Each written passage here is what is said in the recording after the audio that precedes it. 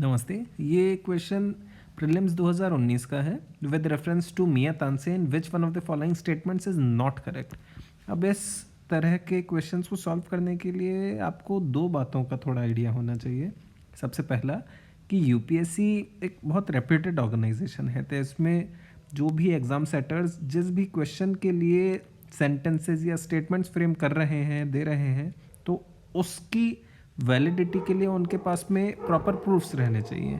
अब प्रूफ या evidence obviously इस फॉर्म में होगा कि क्या वो स्टेटमेंट किसी स्टैंडर्ड टेक्स्ट बुक में है या नहीं है, और या क्या उस स्टेटमेंट का कॉन्ट्राडिक्टिंग या उस स्टेटमेंट को काटने वाला कोई स्टेटमेंट स्टैंडर्ड टेक्स्ट बुक में है या नहीं है। तो अब जैसे इन तीन स्टेटमेंट्स को देखते हैं। जैसे ये Tansen compose songs on his patrons. सबसे पहला तो ये थोड़ा लॉजिकल भी लग रहा है कि ऑब्वियसली अपने जो भी ओनर नॉट ओनर्स अपने जो भी बॉसेस वगैरह होंगे, तानसेन के बॉस ऑब्वियसली अकबर थे, तो उनके लिए डेफिनेटली कोर्ट पोएट्स या कोर्ट सिंगर्स कुछ ना कुछ सॉन्ग्स तो कंपोज करते ही थे। बट इसको दूसरा एक लॉजिक ये भी रहेगा कि इस स्टेटमेंट का कॉन्ट्राडिक्टिंग स्टेटमेंट किसी टेक्स्ट बुक में पॉसिबल नहीं है, कि Tansen did not compose any songs on his patrons. तो डेफिनेटली ये फिर सही होगा ही। फिर दूसरा ये अगर देखें, तानसेन इन्वेंटेड मैनी रागास। इसकी भी दो लॉजिक हैं। एक तो इतने बड़े सिंगर थे तो डेफिनेटली कुछ ना कुछ राग तो इन्वेंट किए ही होंगे।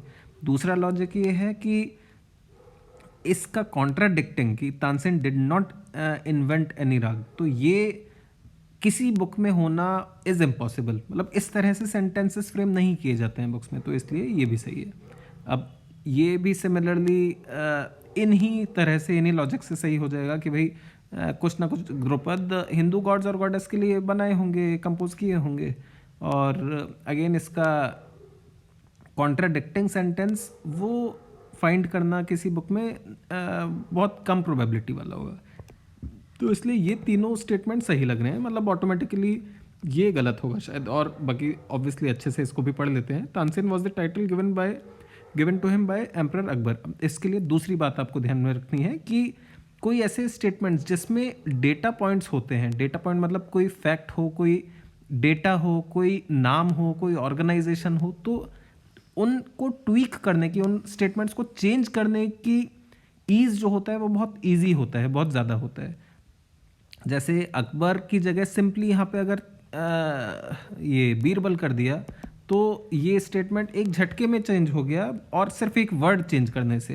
तो और इस तरह के सेंटेंसेस की गलत होने की प्रोबेबिलिटी थोड़ी ज़्यादा होती है। ये एम्पेरिकली देखा हुआ है लास्ट प्रीवियस ईयर के पेपर्स में। तो एक लॉजिक तो सिंपली ये हो गया, और बाकी दूसरा क्योंकि ये तीन सही है तो ऑब्वियसली यही गलत होना चाहिए। तो इसलिए आंसर ए।